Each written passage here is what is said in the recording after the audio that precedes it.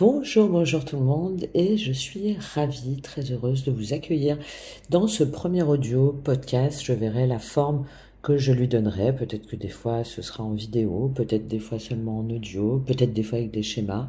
On verra selon vos retours et selon aussi mes ressentis. Donc consacré à tout ce qui va être dimension karmique, les liens sacrés, flammes jumelles, âmes sœurs, les liens d'âme, les liens karmiques pour pouvoir un petit peu ensemble travailler dessus, les intégrer, les comprendre et voir comment ils peuvent contribuer à notre évolution, à notre cheminement personnel. Bon, c'est la suite tout à fait logique de ce que je peux vous proposer depuis que j'ai fait cette chaîne, depuis un peu plus de 3 mois maintenant, qui est la continuité des différentes guidances, accompagnements que je peux faire depuis plusieurs années, et aussi d'un point de vue d'une évolution spirituelle, personnelle, où je vois vraiment cette dimension karmique ressortir de plus en plus, aussi bien à travers mes guidances, mais aussi à travers mes ressentis et toute l'intuition ou la clairvoyance que je peux avoir. Donc c'est tout naturellement que je me suis dit que ça pouvait être intéressant pour vous d'y intégrer déjà les clés spirituelles de compréhension et intellectuelles que je pouvais avoir au fur et à mesure des années, et puis d'y intégrer toutes ces énergies, toutes ces ressentis pour vous aider dans cette croissance, dans cette évolution du chemin vers vous-même. Donc si vous êtes ici, c'est certainement pas par hasard, c'est que déjà le titre vous a interpellé, que vous êtes probablement une énergie yin, ou donc homme ou femme, ou une énergie yang, mais intéressée justement par ce que peut ressentir l'énergie yin. Donc en tout cas une personne qui ressent profondément les choses.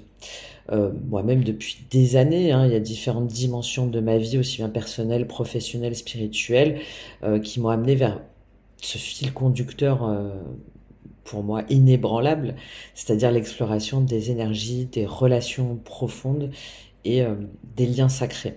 Mon vécu entre les différents défis que j'ai pu avoir et puis les transformations m'ont appris une chose essentielle, c'est que ces liens, bien qu'ils soient des portails vraiment incroyables et puissants vers la lumière, peuvent aussi devenir des pièges silencieux. Et souvent, c'est l'énergie yin qui emporte le poids. Et surtout avec cette année 2024, avec tous ces bouleversements énergétiques, 2024, une année en 8, une année donc karmique, avec ses appels à l'introspection, qui a été particulièrement marquante, et encore plus avec cette fin d'année qui amplifie tout cela, les énergies actuelles dont j'ai beaucoup parlé, qui nous poussent à réévaluer, à rééquilibrer, à libérer en fait tout ce qui ne nous sert plus. Ce que vous ressentez certainement peut-être, les relations, les émotions qui remontent, les schémas relationnels qui se répètent, un sentiment d'épuisement ou encore d'injustice. Je le sais parce que je le ressens aussi à des niveaux plus ou moins élevés, parce que je l'ai vu vraiment à travers mes guidances et mes accompagnements, et que je vous invite aujourd'hui à plonger finalement dans ce sujet vraiment pour moi essentiel, c'est-à-dire l'énergie yin, euh, avec tous ces liens sacrés, parfois au détriment de sa propre essence. On va essayer d'explorer ensemble comment est-ce qu'on peut transformer justement ces schémas pour retrouver une véritable harmonie intérieure. Alors, en premier point, c'est ce que j'appelle un peu l'énergie silencieuse, l'épreuve silencieuse de l'énergie yin plutôt. Euh, il y a dans nos vies des relations qui ne ressemblent à rien de ce que nous avons connu avant. Des connexions intenses, bouleversantes, que vous avez peut-être connues, là, rencontrées sur 2024, mais peut-être depuis des années, et qui semblent dépasser le simple cadre de l'humain. Ces relations qu'on appelle justement les liens sacrés, les flammes jumelles, les âmes sœurs, les liens karmiques sur lesquels j'aurai l'occasion de revenir et de les développer vraiment pour pouvoir vous accompagner.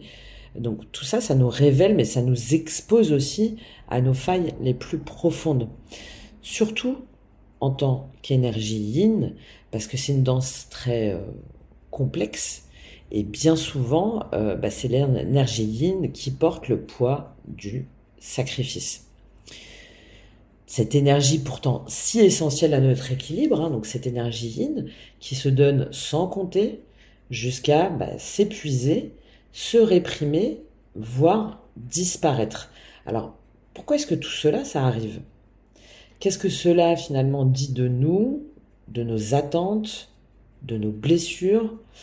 Et surtout, comment pouvons-nous rompre ce cycle de sacrifice pour retrouver notre lumière et notre harmonie intérieure? Parce que l'énergie yin, c'est aussi une dimension extraordinaire. Et donc aujourd'hui, je vous propose de réfléchir un petit peu sur ce paradoxe.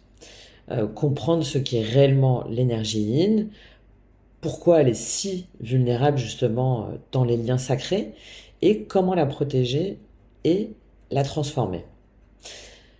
Alors, on va revenir déjà un petit peu sur les liens sacrés. Les liens sacrés, ce ne sont pas des relations ordinaires, hein. Ce sont des connexions d'âme à âme qui transcendent le temps, l'espace et même cette incarnation. Encore une fois, j'aurai l'occasion d'y revenir de nombreuses fois. Ces relations, souvent intenses et profondes, sont des rendez-vous spirituels. Elles viennent à chaque fois avec une mission, nous aider à guérir, à évoluer, à révéler des parts de nous-mêmes que nous n'aurions jamais explorées autrement.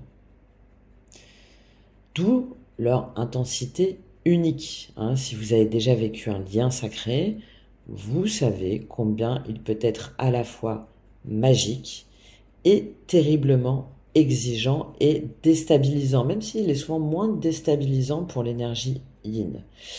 Mais ce sont des relations qui amplifient tout. L'amour, qu'il soit sentimental, relationnel ou amoureux, la douleur, la peur, l'espoir, elles ne nous laissent jamais indifférents. Il y a une forme d'exacerbation que nous-mêmes, on a parfois du même à intellectualiser ou en tout cas à comprendre. Donc pourquoi est-ce que ces liens existent? Ces connexions, en fait, servent à un objectif spirituel. Elles servent comme miroir, en fait, de notre âme. Elles révèlent ce qui est caché, ce qui est blessé, mais aussi ce qui est lumineux, heureusement. Elles nous montrent en fait nos déséquilibres pour que nous puissions les harmoniser. Quelques exemples concrets, un partenaire qui va éveiller en vous un amour profond, mais qui réactive aussi vos peurs d'abandon. Mais oui, classique. Ou bien encore une relation amicale ou familiale qui semble karmique et où les conflits et les sacrifices se répètent comme une boucle infinie et qui nous demande justement de comprendre d'où vient cette notion-là pour dépasser justement cette boucle. Et donc là, l'énergie yin se révèle un petit peu comme une puissance fragile, finalement toujours pourchassant la vérité, l'authenticité et l'amour. Mais l'énergie yin, c'est quoi? C'est l'énergie de l'accueil, d'accord? De l'intuition, de la fluidité. Elle est féminine dans le sens spirituel du terme. Elle ne se mesure pas à un genre, mais à une vibration. L'énergie yin, c'est la nuit qui apaise, c'est l'eau qui nourrit, le silence qui écoute, qu'on retrouve aussi dans toutes les cartes de guidance, d'oracle ou de tarot. Et cette énergie est essentielle en fait dans les liens sacrés, car elle crée la profondeur, la compréhension et la capacité à aimer de façon inconditionnelle. Ça, c'est l'énergie yin qui le porte en elle. À la différence de l'énergie yang, là où le yin est réceptif, le yang est actif. Le yin se connecte, le yang structure. Le yin apaise, le yang agit. Alors, ces deux énergies ne sont pas opposées, elles sont complémentaires. Mais dans un lien sacré déséquilibré, le yin peut être surexploité et le yang peut devenir dominateur ou absent. Et l'objectif en fait de tous ces liens sacrés, c'est d'arriver à notre pleine complétude, donc à cette harmonisation en nous déjà de ce yin et de ce yang. Dans un lien sacré, en fait, l'énergie yin est souvent celle qui porte le lien. Elle absorbe, elle guérit, elle nourrit. Mais lorsqu'elle est mal équilibrée, elle peut se sacrifier, croyant que son rôle, c'est de sauver l'autre. Et c'est là qu'on rentre justement dans le cycle du sacrifice de l'énergie yin, qui peut conduire à une spirale en fait destructrice, hein, puisque au début, en fait, on se pose beaucoup moins de questions, hein, on est dans le don absolu.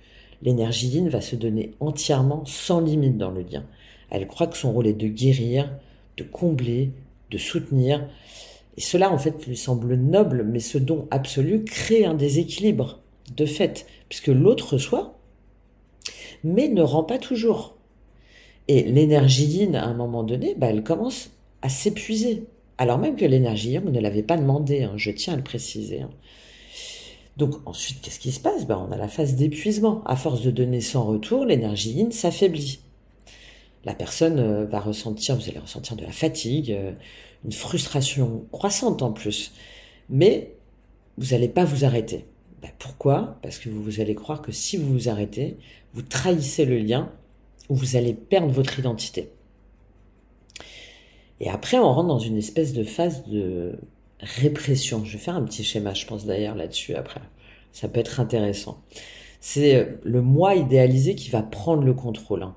C'est cette version tyrannique de nous-mêmes qui nous pousse à ignorer nos propres besoins pour répondre à des attentes imaginées ou imposées. J'insiste bien là-dessus.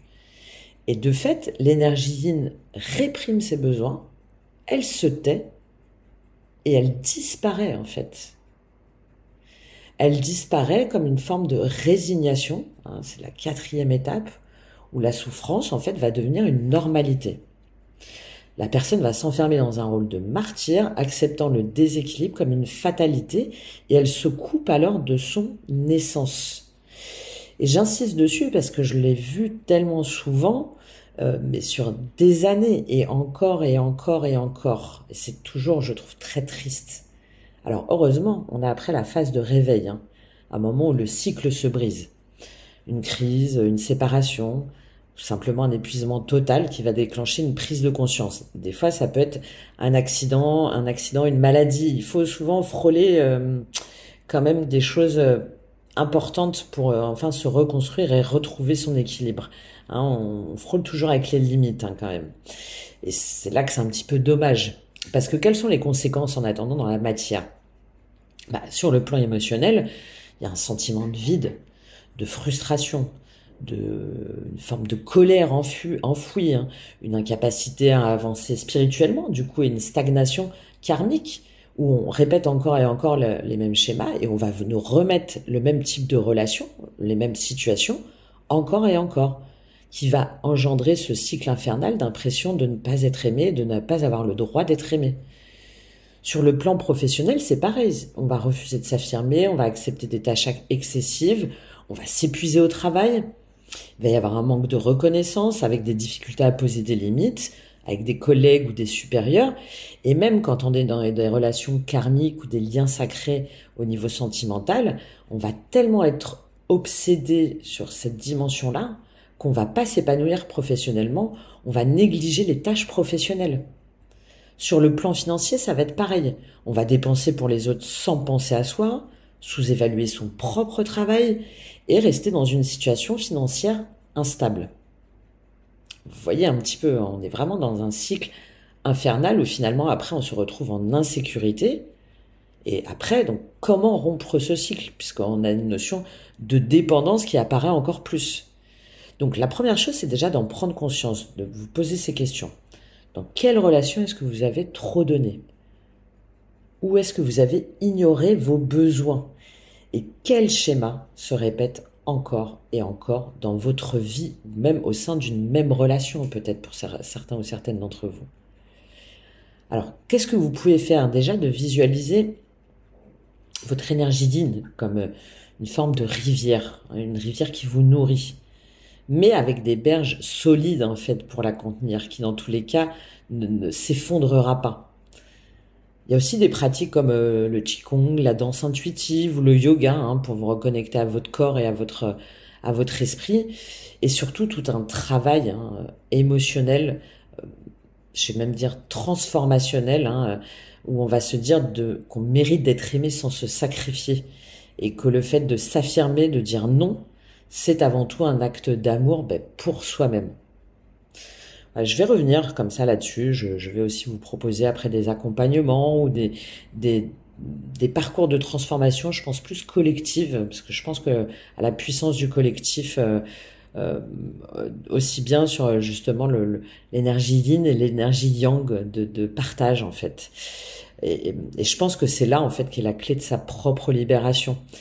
C'est en fait de comprendre que votre énergie yin, elle n'est pas là pour s'effacer. Au contraire, votre énergie yin, elle est là pour rayonner, pour équilibrer, pour vous guider vers une vie plus alignée, plus lumineuse, euh, mais aussi de guider après l'énergie yang, peut-être trop, pas suffisamment dans son énergie yin, justement, à le guider vers cette lumière et vers cet amour inconditionnel.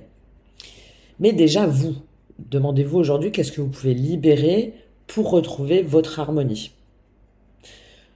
Voilà, donc cette première réflexion sur cette première audio, écoutez, j'espère que ça vous a parlé. N'hésitez pas à partager en commentaire ce qui résonne en vous, de vous abonner si vous me découvrez à travers cette vidéo, pour explorer, continuer à explorer ensemble ces liens sacrés, les énergies yin, yang, les dynamiques karmiques, les liens karmiques, les flammes jumelles et toutes ces relations, tous ces chemins de vie qui sont là sur notre chemin pour notre incarnation et pour notre évolution. Et puis, écoutez, j'attends vos retours avec impatience et je vous dis à très vite. Au revoir.